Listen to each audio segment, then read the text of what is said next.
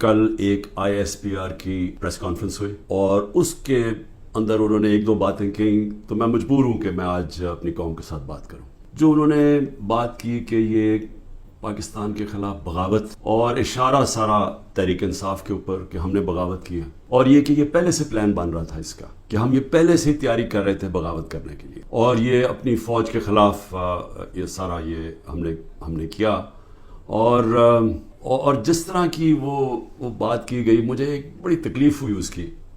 تو میں نے کہا کہ میں آج اپنی قوم کے سامنے ذرا 2-3 پوائنٹ رکھوں، کیونکہ جب ایسی بات کی جاتی ہے تو اس کا جواب دینا بڑا ضروری ہے. دیکھیں، اب یہ موقف آ گیا ISPR کا اور پاکستان کی اسٹیبلشمنٹ کا کہ تحریک انصاف نے بغاوت کی. اب یہ دوسرا بھی ایک موقف ہے، یہ ہمارا بھی موقف ہے، یہ میرا موقف ہے، میری پارٹی کا موقف ہے کہ ہمارے خلاف پوری کانسپریسی کی گئی، ہماری گورنمنٹ گرائی گئی، جبکہ پاکستان کی تاریخ میں 2 سالوں میں آخری ہمارے 2 سالوں میں بہترین معیشت اوپر جا رہی تھی. اس گورنمنٹ کو گرایا گیا ایک سازش کے تحت. تو یہ ہم کہہ رہے ہیں کہ ملک سے غداری ہوئی. 25 مئی کو ہمارے ساتھ جو ہوا، کسی پولیٹیکل پارٹی سے ایسا نہیں ہوا کہ وہ لانگ مارچ کر رہی ہے اور 2 دن پہلے گھروں میں گھس کے اٹھائے جا رہے ہیں لوگ.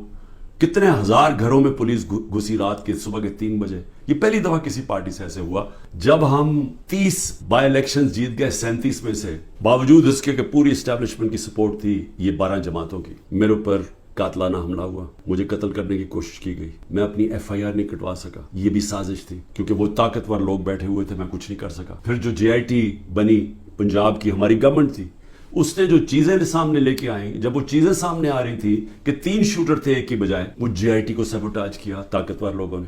سازش تھی، کیوں نہیں JIT کو چلنے دیا. اس کے بعد ہمارے اوپر میرے گھر پہ حملہ ہوتا ہے. ہم ایشورٹی بانڈ جب دے رہا تھا میں کہ جناب میں وہاں 18 مارچ کو اسلام آباد کے جوڈیشل کمپلیکس میں جاؤں گا، کوئی قانونی جواز نہیں تھا. میرے گھر پہ 24 گھنٹے حملہ کیا اور وہ شورٹی بانڈ بھی نہ لے پولیس، کیونکہ انہوں نے مجھے اغوا کرنا تھا. یہاں سے یہاں لوگوں کو زخمی ہوئے، سارا دن گھر اندر بیٹھ نہ سکے، 24 گھنٹے ٹیئر گیس کمروں کے اندر. کبھی کسی لیڈر سے ایسے نہیں ہوا. 18 مارچ کو پھر میرے اوپر ایک قاتلانہ حملہ ہوتا ہے. اللہ کا کرم ہے کہ میں بچ جاتا ہوں. سارا وہاں اوپر ISI نے اس کو ٹیک اوور کیا ہوا تھا، جو جوڈیشل کمپلیکس ہے.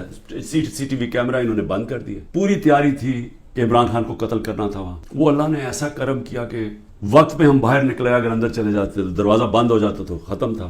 وہاں بچا میں. اس کے بعد اگلے دن یہاں 2 دن کے بعد 3 دن کے بعد ادھر ایک اور مرتضیٰ بھٹو ٹائپ قتل کرنا تھا.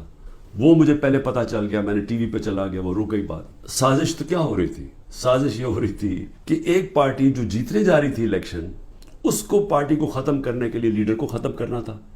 اور پلان تب سے ہی بنا ہوا تھا. کیسز شروع ہو گئے تھے مہینوں کے اندر. جیسے 70 سال میں ایک آدمی کے اوپر ایک کرمنل کیس نہیں ہوتا، چند مہینے میں آج 170 سے زیادہ کیس ہو چکے ہیں. سب سے بڑی پارٹی کو ختم کرنے کا مطلب جمہوریت ختم کرنا، اور جمہوریت ختم کرنے کا مطلب آزادی ختم کرنا ہے. تو یہ کیا ملک کے خلاف سازش نہیں ہے؟ اور پھر جو 9 مئی کو ہوا، اب ISPR صاحب کہہ رہے ہیں کہ جناب 9 مئی کو جو ہوا ہے وہ ایک بڑی سازش چلتی آ رہی تھی، تو وہ سازش سامنے آئی، بغاوت.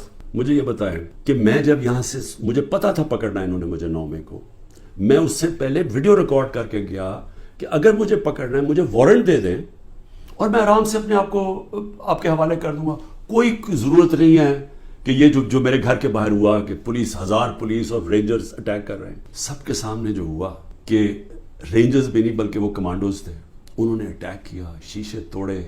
عملہ جو بیٹھا ہوا تھا رجسٹری آفس کا اسلام آباد ہائی کو، اس کو مارا، وکیلوں کو مارا. مجھے لگا ڈنڈا، مجھے اس طرح لے کے گئے جس طرح کوئی دہشت گرد ہے. غیر قانونی طور پہ مجھے پکڑا.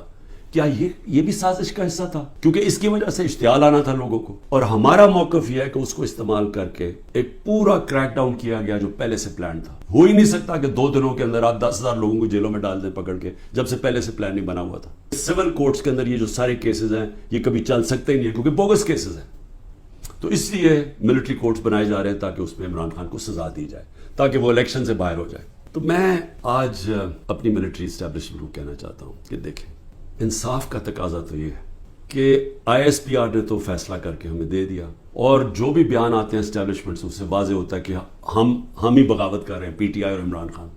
آپ نے تو اپنا مائنڈ دے دیا ہے. تو اب سوال یہ ہے کہ آپ ملٹری کورٹس میں آپ کیسے فیصلہ کر سکتے ہیں؟ کیونکہ جج جوری اور ایکسیکیوشن تو اب بن ہی نہیں سکتے. وہ تو انصاف ہوتا ہی نہیں ہے. انصاف تو وہ ہوتا ہے کہ میرا موقف ہے اور ایک اسٹیبلشمنٹ کا موقف ہے. بیچ میں تو کوئی جج بیٹھ کے فیصلہ کرتا ہے نا کہ کون ٹھیک کہہ رہا ہے. مجھے موقع دیا جائے, میں انشاءاللہ ثابت کروں گا. میرے پاس تو اب آہستہ آہستہ ثبوت آیا نا کہ یہ پورا پلان کر کے 9 مئی کو انتشار کیا گیا ہے. یہ جو جگہیں جلائی گئی ہیں یہ پلان ہوا تھا پہلے سے. یہ جو پکڑے تھے 10,000 لوگ, یہ پہلے سے پلان بنا ہوا تھا. اور یہ پلان صرف ایک مقصد سے تھا کہ تحریک انصاف کو ختم کرنا ہے. یعنی جو کاٹا ڈالا ہوا تھا, جو بار بار مجھے ہمیں اسٹیبلشمنٹ بتاتی تھی, جو میرے ابھی بھی لوگوں کو ملتی ہے, تو ہمارے جو سارے لوگوں کو ملتی ہے ان کو یہ کہ جی عمران خان کے اوپر کاٹا ڈال گیا ہے. ایک یہ عدالت میں کیس چلنا چاہیے اور اوپن ٹرائل ہونی چاہیے. میری ایک اور ریکویسٹ ہے, یہ ٹیلی وائز ہونی چاہیے ٹرائل, کیونکہ ایک ملک کے خلاف اگر بغاوت ہے تو یہ کوئی چھوٹی چیز نہیں ہے. تو یہ چھپا کے نہیں ہونی چاہیے, پبلک میں ہونی چاہیے. سارے جو آپ کہتے ہیں کہ آپ کے پاس ثبوت ہیں آپ لے کے آئیں, جو میرے پاس ثبوت ہے وہ ہم لے کے آتے ہیں, قوم کے سامنے رکھیں. کیونکہ اگر اپنی فوج کے خلاف کوئی بغاوت کرتا ہے اس کو سزا ملنی چاہیے. نواز شریف کہتا ہے کہ ہندوستان کو کہ جی یہ پاکستانی فوج دہشت گردی کر رہی ہے ڈان لیکس میں.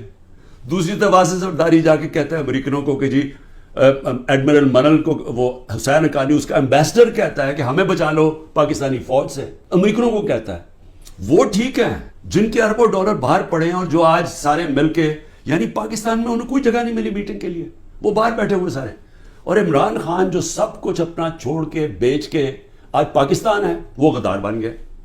مجھے یہ بتائیں, میں پرائم منسٹر 3.5 سال تھا, مجھے ایک بتائیں میں نے نجی دورہ کیا ہو, پرائیویٹ وزٹ کی ہو. میرے بچے انگلینڈ میں تھے, 2 دفعہ مجھے برطانیوں کے پرائم منسٹر نے آفر کی کہ لنڈن آؤ, میں کیوں نہیں گیا؟ کیونکہ میں جب کوئی باہر کا دورہ کرتا تھا پہلے میں دیکھتا تھا میرے ملک کو اس کا کیا فائدہ ہے.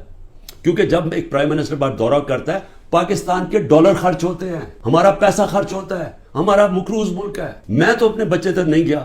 نواز شریف 22 دفعہ نجی دورے کیے اس نے لنڈن کے جب وہ پرائم منسٹر تھا. آصف زرداری 50 دفعہ دبئی گیا جب وہ پریزیڈنٹ تھا, اور ملکوں کے علاوہ. تو آج مجھے تکلیف یہ ہے کہ یہ جو لوگ اوپر مسلط کیے ہیں, جو دبئی بیٹھ کے پاکستان کے فیصلے کر رہے ہیں, یہ محب وطن ہیں, اور میں اور میری جماعت ان کو غدار کہا جا رہا ہے. یہ جو انڈیا کا اور اب امریکہ کا جو جوائنٹ ڈیکلریشن آئی اور جو سمجھوتا ہوا ہے ڈیفنس میں, نیوکلیئر میں, آرٹیفیشل انٹیلیجنس ٹیکنالوجی میں, یہ اب پاکستان میں بہت آگے ہمارے معاشی حالات بالکل ہی جدھر پہنچ گئے ہیں. اس سے ایک امبیلنس پیدا ہو گیا ہے. آج ہندوستان جس طرح نریندر مودی نے تکبر میں باتیں کی ہیں, آج وہ ہمارے سے اپنے آپ کو بہت طاقتور اب سمجھتے ہیں. اور جب انہوں نے کہا نا کہ اپنے بوجھ میں گر رہا ہے, وہ اپنے بوجھ میں گرنے نہیں دیں گے, وہ گرائیں گے. ہمیشہ جنگیں تب لڑی جاتی ہیں جب ایک فریق سمجھتا ہے کہ وہ دوسرے سے بہت زیادہ طاقتور ہے. روس جب یوکرین میں گیا تو یوکرین کا نیوکلیئر پروگرام ختم ہو چکا تھا اور روس سمجھتا تھا ان سے بہت بڑا طاقتور ہے. امریکہ عراق میں اور افغانستان میں اس لیے گیا کہ وہ بہت طاقتور تھا ان سے. تو جب ہندوستان یہ سمجھنا شروع ہو گیا کہ وہ پاکستان سے بڑا طاقتور ہے, ہماری خطرے کی گھنٹی بجنی چاہیے. ملک کو متحد ہونا چاہیے. ملک کو آزاد رکھنے کے لیے قوم کو اکٹھا ہونا چاہیے.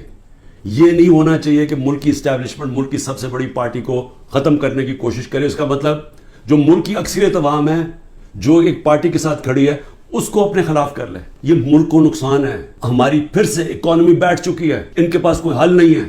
اس وقت پاکستان کو ایک ہی راستہ ہے, صاف اور شفاف الیکشن. لوگوں کو امید صرف تب آئے گی, امید ختم ہو چکی ہے. نوجوان جو چھوڑ کے ملک کو جا رہے ہیں, پروفیشنلز جو ملک کو چھوڑ کے جا رہے ہیں, جو غریب لوگ کشتیوں میں ڈوب رہے ہیں باہر ملک سے نکلنے کے لیے, ان کو امید چاہیے. اور کسی چیز سے امید نہیں آنے لگی سوائے ایک چیز سے, صاف اور شفاف الیکشن.